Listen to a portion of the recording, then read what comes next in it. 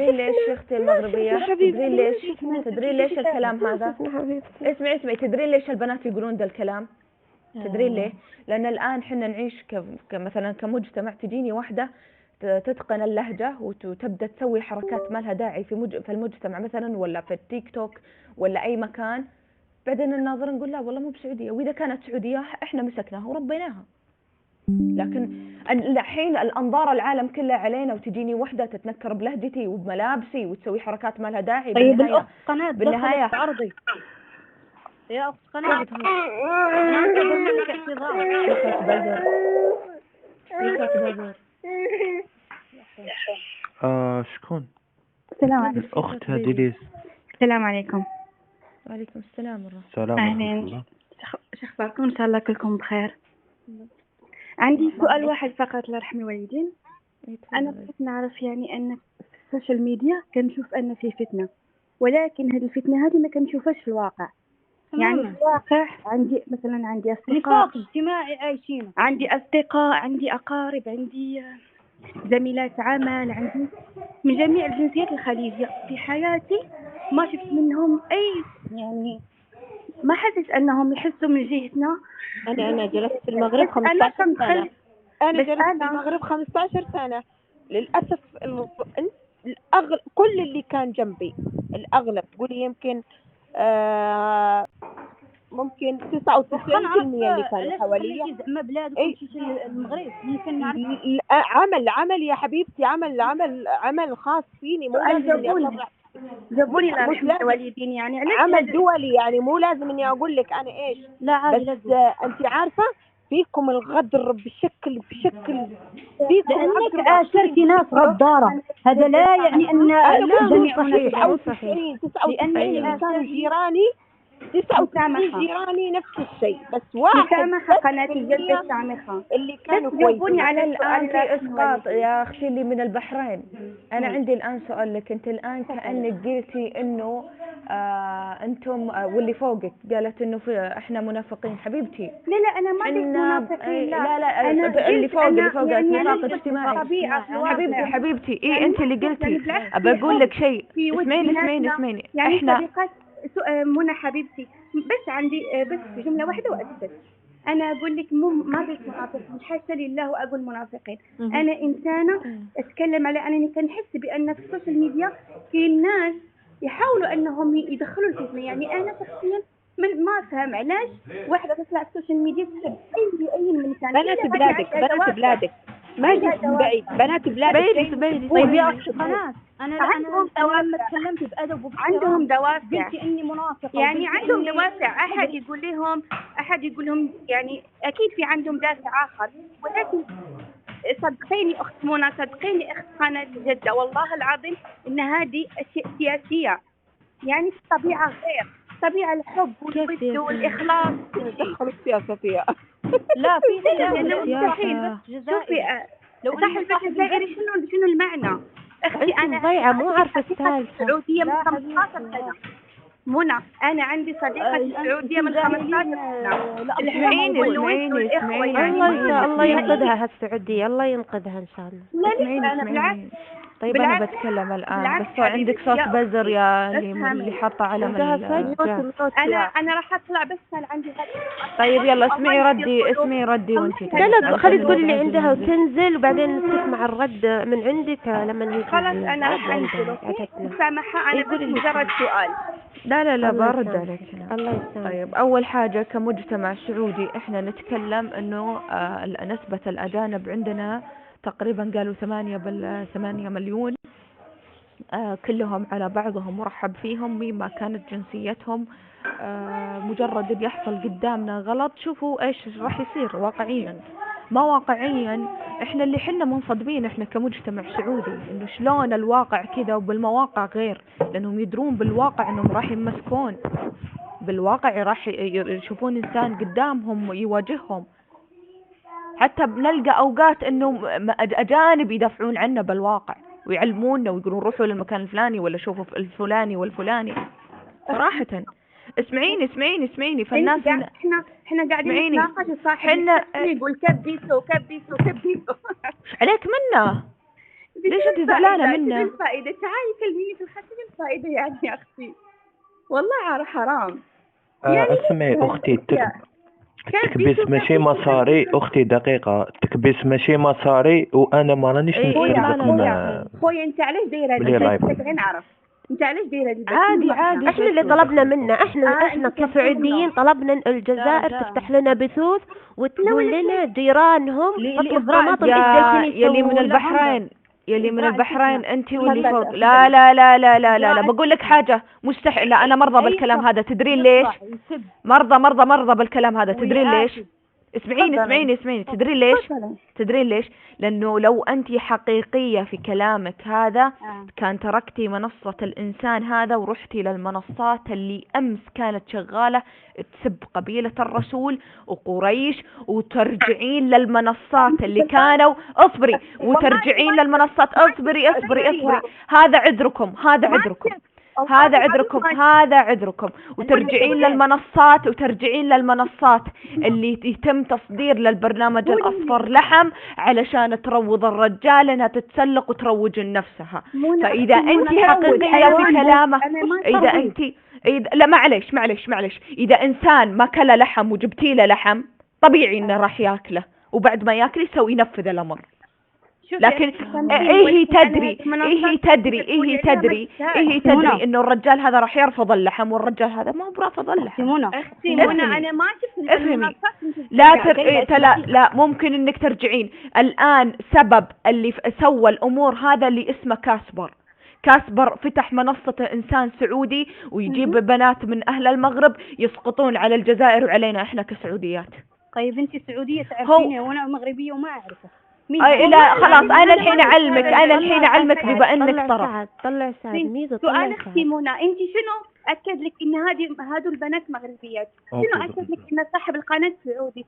طيب الحين أنا بسألك، طيب حبيبتي يعني في إنسان بيقول أنا مغربي البحرين، إيش درى إنك صحيح مغربية متزوجة؟ في إنسان بيجي بيقول أنا مغربي، ما عندنا ناس. وبعدين ليه كل واحدة تتزوج؟ لحظة كل مغربية تتزوج خليجي تحط العلم. ترى تدخلنا يعني تراني أتكلم بلهجة بحرينية وسعودية، ترى انتبهوا يعني احنا خليجيين. انتم الآن خليج. اسمعيني، ما تجي سعودية تحط إماراتي من هي متزوجة إماراتي تحط العلم الإماراتي، إماراتية متزوجة قطري ما تحط العلم الإماراتي وتحط العلم القطري. انتم مو شايفين فخركم إلا بالخليج، تطلع تحط المغرب تحط جنب البحرين. ما أدري أنا سؤالي هذا السؤال اللي انتم ما عرفتوا تردوا عليه. أنا سؤالي فقط واحد، لماذا هذه النقاشات والفتنة فقط في لا مو لافندر عفوا. أنا الآن أنت مزعجتك مثلا إنه شلون جزائري حاطة علامنا صح وحاطة النقاش صح؟ هذا مزعجك زين؟ لا مزعجك أنت أو اللي تحت. المشكلة كنت تكلمتي بشكل واعي. اسمعيني ما في وعمي ما في خلافات بين المغرب والجزائر.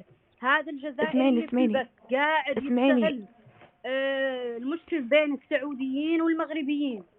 لا مو مستغل، انا اللي طلبت منه الاستحباث، مو مستغل، انا اللي طلبت منه. صح ميزو، انا اللي طلبت من الجزائري قلت تفتح بث، والله العظيم انا اللي طلبت. طيب اسمعيني شوف من يتكلم عن الاستغلال. انا الان قبل شوي قلت لك منصة كاسبر استغلوا الرجل السعودي من الجنسية المغربية انه يفتحون بث ويسقطون على شهدائهم ويسقطون عليهم. اسمعيني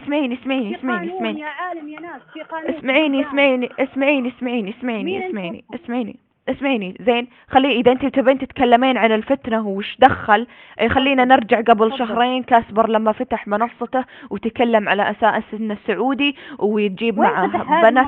منصة موجودة في التيك توك يا حبيبتي، بلا استغباء يا اختي. لحظة خلاص انا اعلمك من شهرين ما فتح الباب هذا الا انتم اللي فتحتوه. انتم اللي فتحتوه، ولا حربكم انتم واهل الجزائر من 40 سنة احنا ما درينا عنها. ما درينا عنها. ميزو نزل عايشة خلاص اخذت وقتها بما فيه الكفاية. طلع لا خلاص خدتي وقتك وما قصر. تفضلي جدة. لا معليش يا عايشة لكم معليش لكم 40 سنة احنا ما درينا عن هذا الحرب. لا ما درينا احنا الإسلام. كمجتمع سعودي والله ما درينا عنها. بقول لكم لما والله ما يفتح عرفنا انسان إلا من سعودي الجزائر، معلش. والله عرفنا من لا، لا، لا، لا. الجزائر. تبغون والله. تعرفوا شيء جديد؟ يقول تفضل. لك قاعدين يتكلمون في الرواتب العسكر، ايوه في شؤوننا الداخلية تدخلوا. عشان كده أنا أقول لكم إحنا لما ندخل بثوث، حتى بعد لما ندخل بثوث تتكلم عن الأرصفة عن الطرق نلقاكم موجودين. يعني معليش احتشمي كم رواتب عسكرهم تلموا. ولا موظفين ولا معلماتهم ولا طيب شو الفايدة هي قاعدة احنا ما نعرف رواتب اصلا وما العسكر؟ عندنا أيوة. شيء اسمه فتنة. احنا أبي ما أفهم عندنا أنا كمجتمع أحب سعودي أفهم فتنة. صراحة. فاضيين لكم احنا نروح نتكلم عن فتنة؟ فاضية انا لك. ايوه والله احنا مشغولين كيف ننهض بدولتنا ونعتز من جد. فيها، وبناتنا الناجحات لوين يوصلون، وايش شهادات على المناصب اللي وراهي ياخذون. السما الحمد لله فاتت. الحين ما عندنا 5 سفيرات سعوديات ما شاء الله تبارك الرحمن. بعدين هذا اللي بعدين نعتز احنا فيها. ارجع واقول لك احنا المملكة العربية السعودية العظمى. اذا انت تتكلمين وتقولين عظيم فتنة الله. وما فتنة، احنا ما لنا شغل في الامور هذه اللي قاعدة تصير. احنا الرد هذا حق ايوه عادي. هو الرد على الغزو يمني. الداخلي سمي. بس جدة بأفهم ليش يفكرون في رواتب العسكريين. إيش وبعدين انا المغزى؟ عندي انا عندي مداخلة دقيقة. انا عندي مداخلة. احنا الان كمجتمع خلينا نتكلم مثلا عن هذا اللي اسمه كاسبر، لما جاب الجنسية مثلا من بنات المغرب الفئة هذه منهم وخلاهم يسقطون على اهل الجزائر. ما شفنا اهل الجزائر جو قذفونا في منصاتنا زيكم صراحة.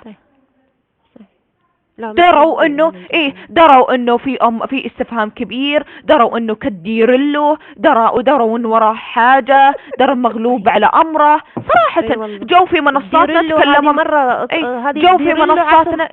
ايوه جو عندنا في منصاتنا احنا تكلموا عن الامور المشتركة بيننا صراحة.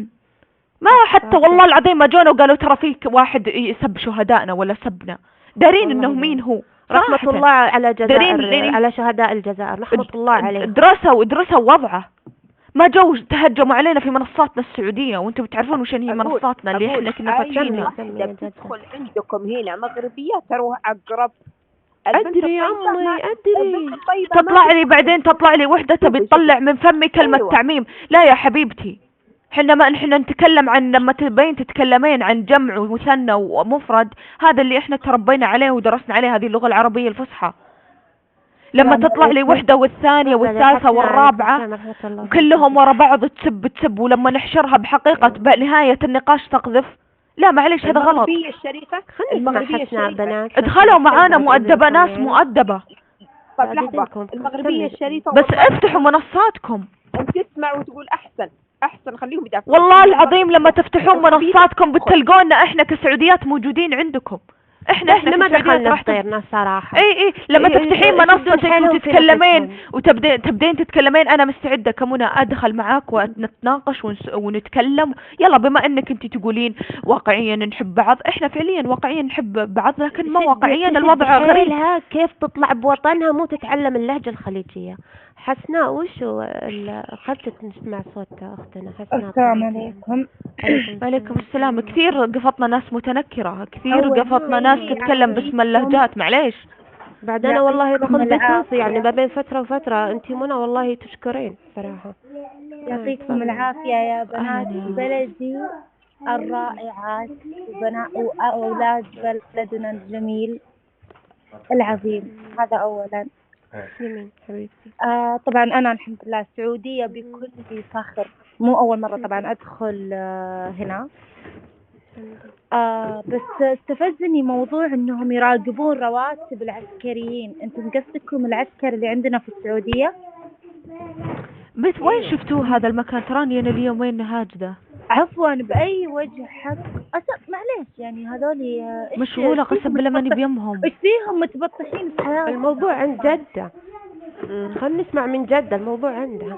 لا كان وين مين اللي تناقش عن مين اللي فاتح بث يا قناة؟ قبل اسبوعين فتح بث. والله الظاهر اني ما عندهم كرامة ذولي. ما عندهم خلينا نسمع السالفة. بس بنات نبي نفهم السالفة من جدتنا كيف الموضوع بالكامل. واحد سعودي مسح كرامة امهم الارض، وكل ما اخذ واحدة لعن ابو سلسبيلها ونزلها، وكل ما اخذت واحدة مايك لعن سلسبيلها ونزلها. للأمانة حتى قال تدخلون، ما خليتوا حتى رواتب العسكر تدخلوا فيها. وين مين قليلة الأدب هذا اللي تتكلم عن الرواتب؟ والتقاعد، وتكلموا عن الضمان، تكلموا ما خلوا شيء. يعني يبون يعرفون عننا كل شيء كل شيء. أقبح عالم، أقبح ناس شفتها في حياتي.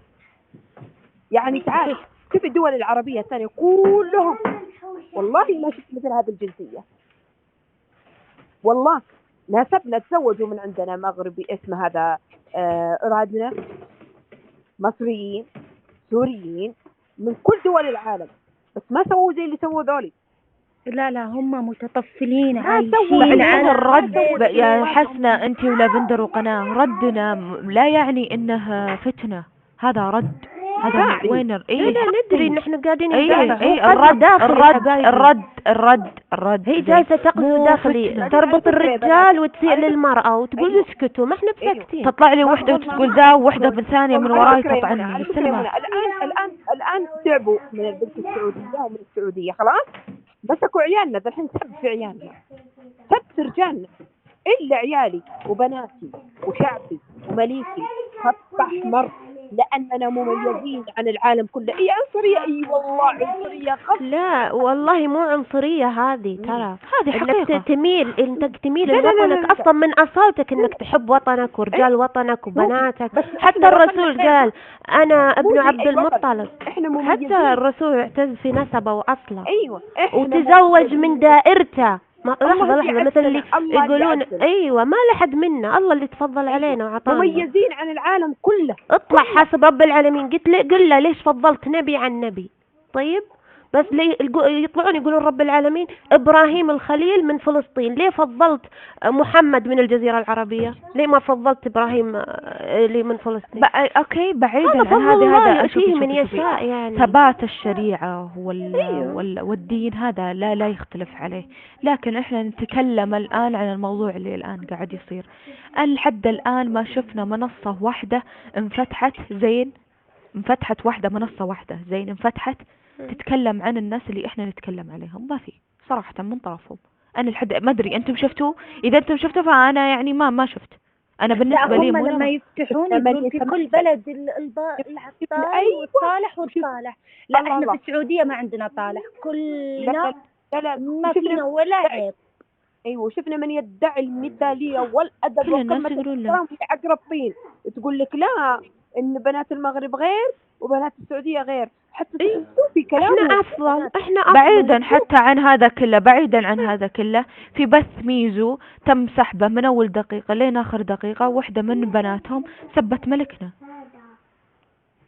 والله تخسي صراحة والله العظيم ان المقاطع موجودة اني مستحيل اني كيف اسمعها صراحة، بس ان الناظر نقولها يا بنت الحلال صراحة. وين معرب الجدين حق ذي؟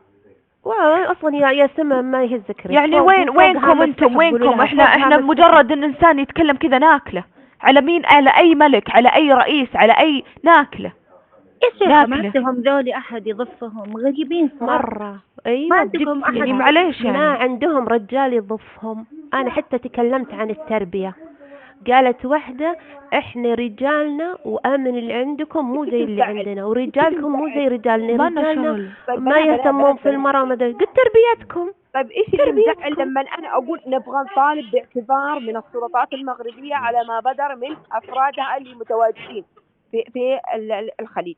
ايش اللي يمنع؟ هل انا اخطأت في شيء يا بنات؟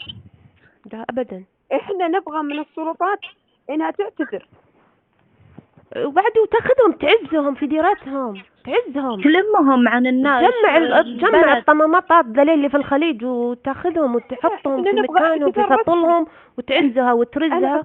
والله انا احيي كل مغربية تقول اعتز بالرجل المغربي. عليك بالعافية حبيبي.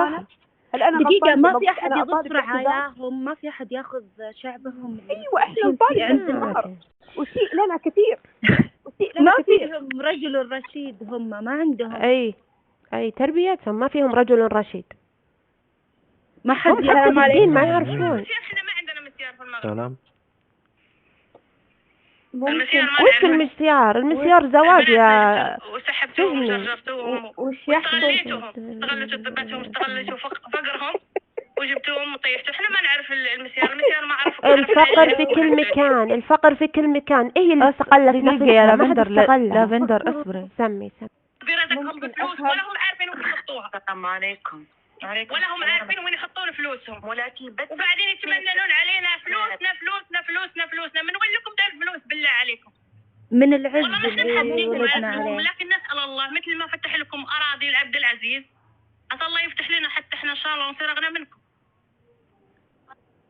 آمين وتفكونا، آمين رب العالمين وتفكونا. لا صدقيني بيطلعون إذا صار عندهم فلوس بيقولون نبغى الرجال، وإذا صار أخذوا الرجال قالوا نبغى ما يشبعون عينهم شحاذة، عرفتي؟ والله يعني معلش يعني وين اللي تقول قبل شوي؟ تفضلي هذه شفاحة. أول حاجة قالت إنه إحنا اللي نستغل، والثاني حاجة قالت جتكم هذه اللي تقول لنا عاهرات. يعني أنا بتكلم مع واحدة.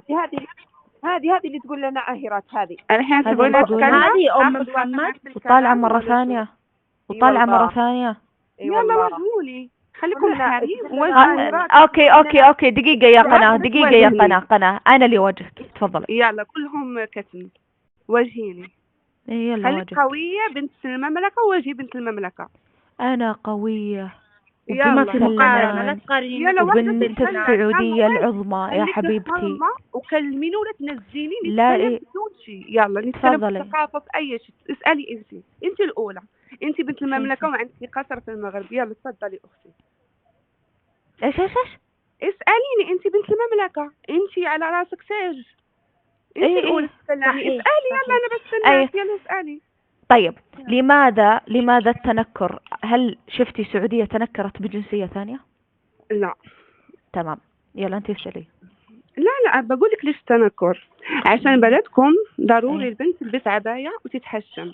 هذا السؤال الثاني. اوكي ضروري. كيف يعني كيف ضروري تلبس عباية وشيلة في السعودية. ما عندكم انتم تستهزأ بالحجاب. عرفتي يعني ضروري. وش فيك انت مرة متحسسة من الحجاب؟ لا قالت لك ليش تلبس العباية متنكرة. من سؤال انا بكلم واحدة. ما يحبون الستر. ايوه ليش يلبسون؟ اكيد البس عباية بس في بلدي ما البس عباية. اللي هو ما البس عباية بيسبوني بيقولوا لي روحي الشرموطة. يعني العباية عندنا احنا سب في المغرب. يلا سؤال. وش ذا الكلام اقسم بالله بيعرفوني كنت في السعودية. يلا اقول لك شيء. والكبريات اللي فتحتوا في السعودية شو رأيك فيهم؟ ايش وش كبريات اللي موجودة عندنا؟ وش كبريات؟ الكبريات المفتوحين في السعودية. يا جاوبيني. فتحوا لهم كلهم اكيد مغاربة اللي مسؤولين. وقفي هنا دقيقة تتكلمين عن مكانك عن وطنك. انت المغربيات. حسنة انت هذا اللي تبون حسنة دقيقة انا ارد عليك اسمعيني اول حاجة الحجاب فرض ودين. دين قبل لا يكون فرض دين. زين ولا لا؟ هذا واحد. اثنين احنا في عاداتنا وتقاليدنا الحجاب. ولما تجيني واحدة تبغى تلبس لي جنس زي ما تلبس في بلدها طبيعي انه لازم تتسترين. هذا واحد. كلامك حلو. يوم اللي تلبس عباية ايوه. لا احنا ما نهاجم اللي تلبس عباية. انتوا قلتوا لا انت وش ماخذه التنكر؟ انت ماخذه. طيب انا ما خلصت كلامي. انا اتكلم عن التنكر اللي تقول انا بنت فلان ابن فلان وهي بالنهايه ليست بفلان وبنت فلان. على الشرطه تعرفي قانون السعوديه. يعني انت الان حنا اسمعيني الشرط القانون اسمعيني القانون السعودي واحد على قدم وساق عليهم. وعندنا غرامة للناس المتنكرين. اسمعيني حنا بنت المملكة وماسكين ويا ربي لك الحمد واتوقع وشفتي وش صار. هذا واحد. اثنين لما انت تقولين الارض مقدسة غصب عليك ارض مقدسة. ولما تفتح اماكن اللي انت انا يا منى ما اعرفها. فبما انك اسمعيني هي تتكلم عن دولتها.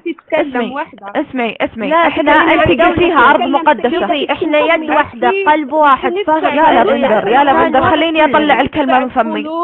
بندفع 40,000 إماراتي عشان أدخل الأرض المقدسة. يعني بعتوا الأرض المقدسة بفلوس. عايشين بالسعودية. ليش هيك عندكم فلوس؟ بفلوس الناس. يوم تروح تزور قبر الرسول عليه الصلاة والسلام بيدفعوا ملايين. هذه غصب عليك. بيبيعوا الدين. يلا جاوبي علي. ليش الجيل ده نبيع الدين، صرنا نبيع الدين. عندنا صارت تسألنا صارت تسألنا حتى عن الدين. اصبروا مقهورة يا صحيح كلامها مو طيب اكتمها ميزو ممكن تكتمها علشان اتكلم. الشغالة دي العالم بتبيعوا سكتها نحي دقيقة اي هذه من يهود المغرب. طيب واحد زين، اذا انت تكلمتي عن الموقع اللي انت قلتيه فاكيد انك بما انك عرفتي فانك ايش واحدة منهم صح. هذا واحد. اثنين واحدة منهم. انا متزوجة واحدة في الامارات. كبسو. اوكي هذا واحد. اثنين شيخ الشيوخ. ليتك قلتي شيخ مغربي، ليتك قلتي لانه انت ما بقول لك شيء. كلكم متزوجين، كلكم امهات خليجيين. طيب سكتها يا ميزو. والله عيب والله. ميزو زوجي ولد بلادك، عيب. بعتز بنفسك ميزو ووطنك يا قناة برد عليها. احنا كمجتمع سعودي وخليجي زين ولا لا، لما نعرف بيننا وبين بعض انه ما لنا الا بعض. تزوج معاه اللي ينطق الشهادة الا ولد بلدك اللي ينطق الشهادة. الا ولد بلدك اللي ينطق الشهادة. ما تاخذينه، ما ادري ليش ما يخصني الحين. طيب خلاص بما انه اوكي وانت تزوجتي خليجي صارت تتكلم فلوس الناس. يعني النفط قاعد يصيح الحين، يقول واين انا وش وضعي انا من يشتريني فلوس العالم فلوس الحج. صارت العين فلوس الحج. طيب والنفط يا حد الحج والرسول بفلوس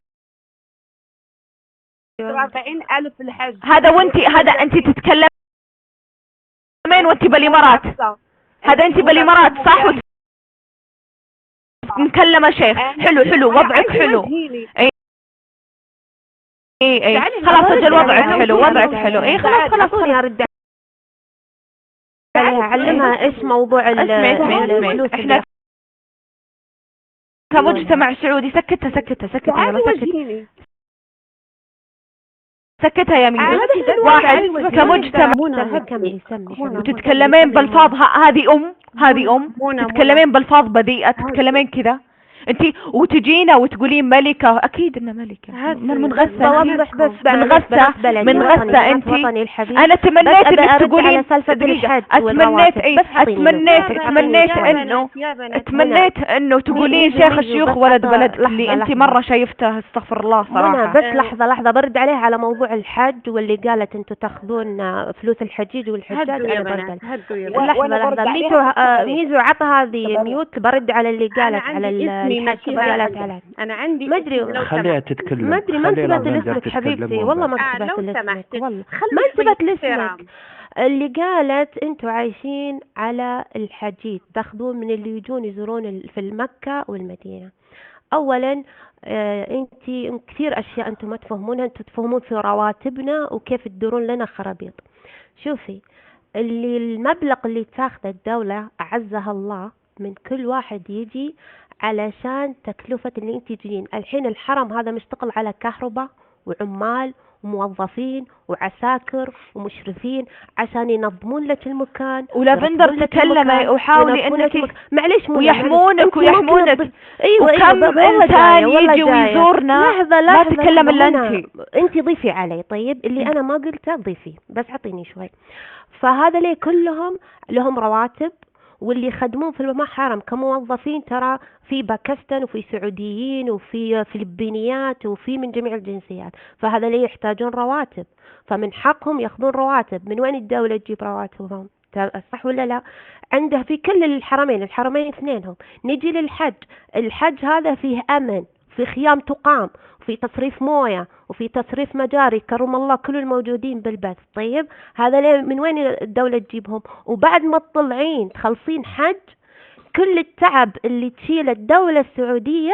طيب هذا من يدفع تكاليفه؟ تجين انت اللي كل همك تتزوجين خليجي وكل همك تسوين خرابيطك، وبعدين ما أسمح لأي واحدة من سطل الطماط تقول إن دولتنا عندنا المحلات الخرابيط اللي انتي تسوينها هذه موجودة في بيوتكم وفي أحيائكم وموجودة في أماكنكم.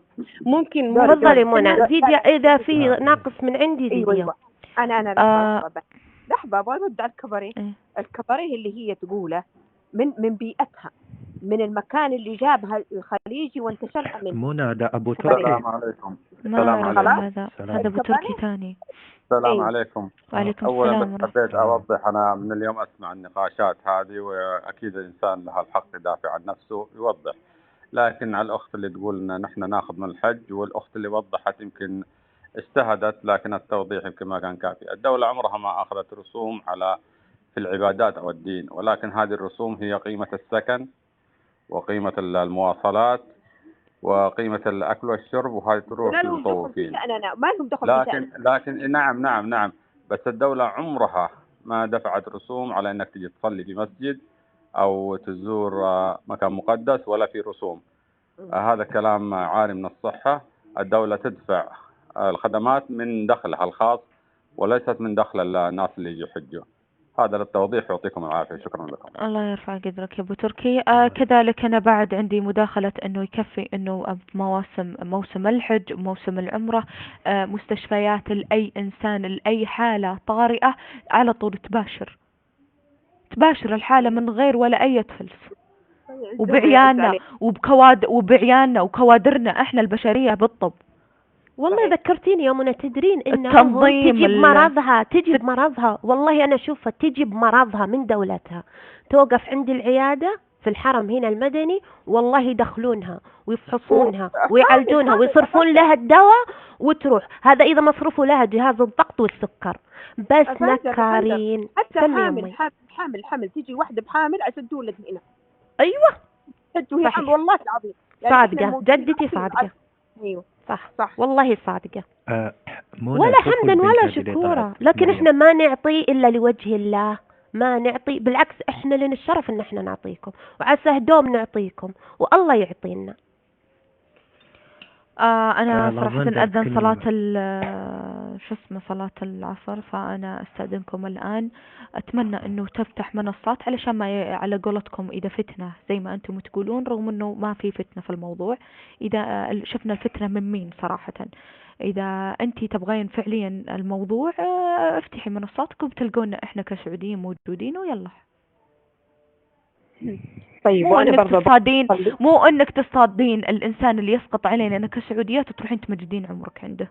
وبعدين بقول لكم حاجة، ترى فمان الله فيهم الغدر يا بنات، فيهم الغدر. لا مريم تكلم يا نزلت. إنسان فيهم الغدر. ما راح أتكلم. فيهم الغدر يا بنات، فيهم الغدر. لا يمكن. والله يا جدتي معاكي حق، حتى بناتنا الطيبات تطلع لابسة قناع زي هذه عايشة اللي طولت والله لابسة قناع. شوفي بس انت لما تتكلم اللهجة تتكلم حتى باللكنة عارفة كيف تتغنى. أنا ما أتكلم زيها. أنا بستأذن منكم برضه، حتى إحنا دخل وقت صلاة العصر ونروح نصلي. لحظة بالله أختي قناة الجدة. السلام عليكم. السلام. السعوديات أميرات بمرتبة ملكات، وأشرف وأطهر البنات، وأشرف من كل إنسان يتكلم على السعوديات. الله يحفظ عرضك. والله العظيم. وأدب وأخلاق وحشمة، واللي ما عاجبه خليه يشوف أي حاجة يفوت فيه. الله يحفظ عرضك. بيض الله وجهك. بناتنا وأولادنا في كل مكان تلقاهم. نعم يا أختي، مع كل الاحترام والعربيات الشريفات الطاهرات. أنا بقول على بشكل عام يعني، بس بشكل خاص لأن الكلام كله على السعوديات. كل الدول تزوجوا أولادنا منهم ودخلوا معنا وجاورناهم. نعم. صار بيننا وبينهم عيش وملح. ما شفنا زي هذه الدولة ولا مثل هذول البنات للأمانة. نعم صح لسانكم، والله ما قصرتوا.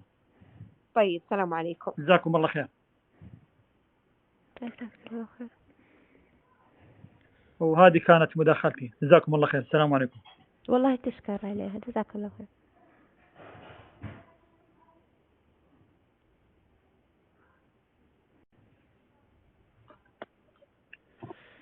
السلام عليكم. عليكم السلام ورحمة الله وبركاته. حابة أرد على المغربية اللي من أول اللي قالت إن الحج ياخذون فلوس.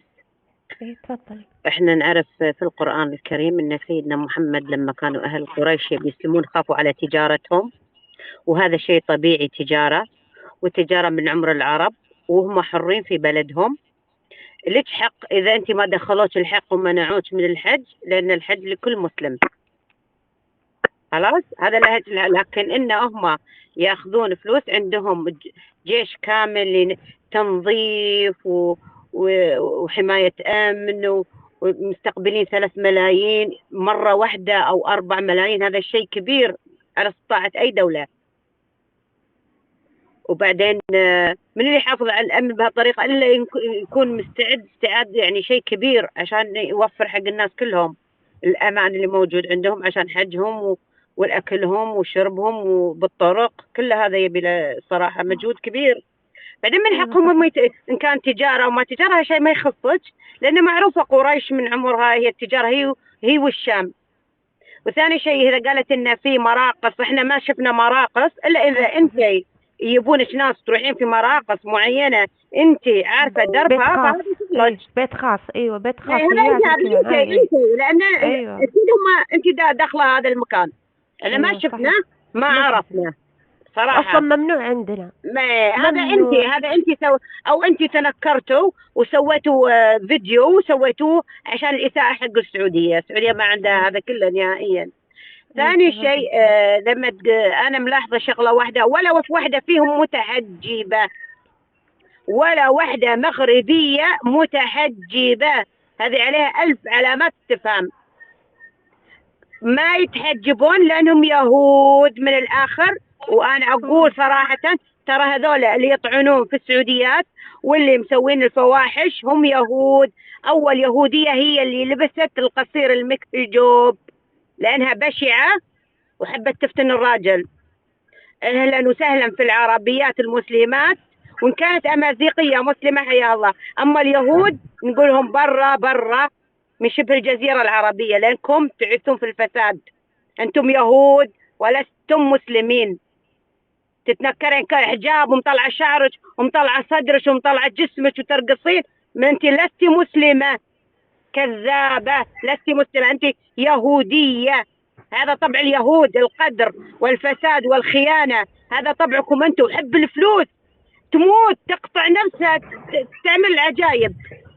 شفت فيديو لمغربية قالها السعودي أنا لا أحبك ولا أحب المغرب ولا أحب رجال، عادي. أنا يطلع لي مغربي يقول أنا ما أحبكم يا الخليجيين، أقول إن شاء الله عمرك ما حبيتنا. صارت تبكي دم. أنا بس أبي أفهم، هي تصير لكم وهي من أهلكم، هي سعودية بالأصل، هي كانت في السعودية وأنتوا نكرتوها.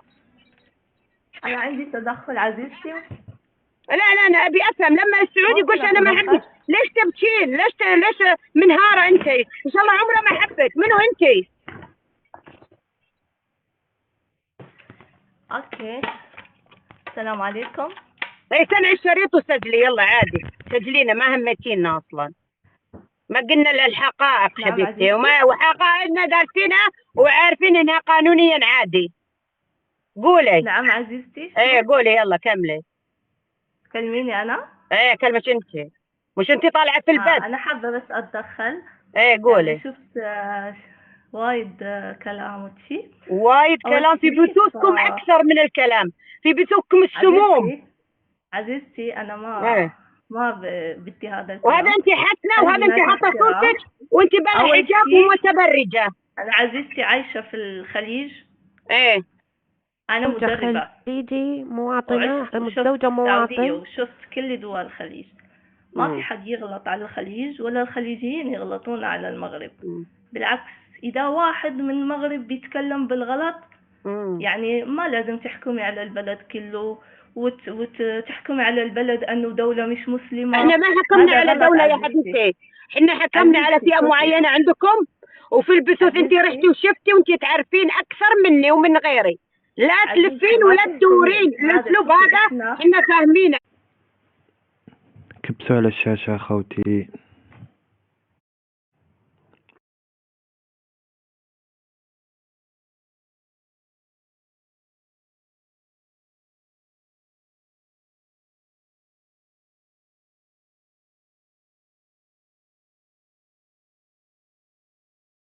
عندي هذا الفكرة. أنا يجي أنا عايشة في الخليج ولا فكرت أتزوج سعودي، هو يعني كمان أعتبره مش من انت زوجك ستايلي سعودي أصلا. وانت لا زوجك هي سعودي إذا ما دام قلتي تتكلمين انا على اساسا فئة زوجك قليلة سعودي.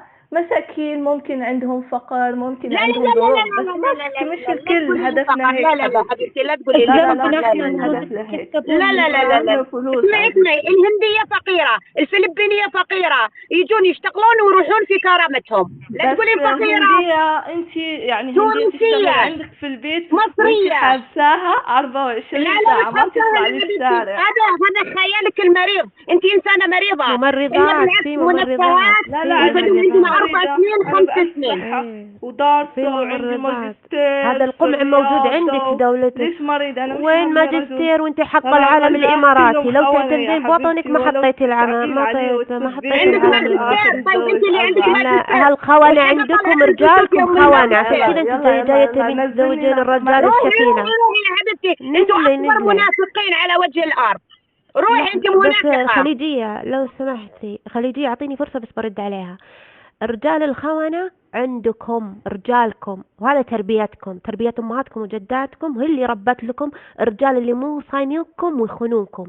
اما رجالنا مش بس احنا السعوديات، رجالنا الخليجيين نظيفين شريفين عفيفين، ما عندهم خيانة، خذوا المرأة صانوها وعزوها وكرموها ولا يهنونها. عشان كذا انتي واشكالك تدور الرجل الخليجي وتتقاتل عليه، لانه شريف عفيف نظيف عز الموقعين فيها. اللي انت تقولين الو السلام عليكم. خيانة في الرجال. الو السلام عليكم. السلام ورحمة الله.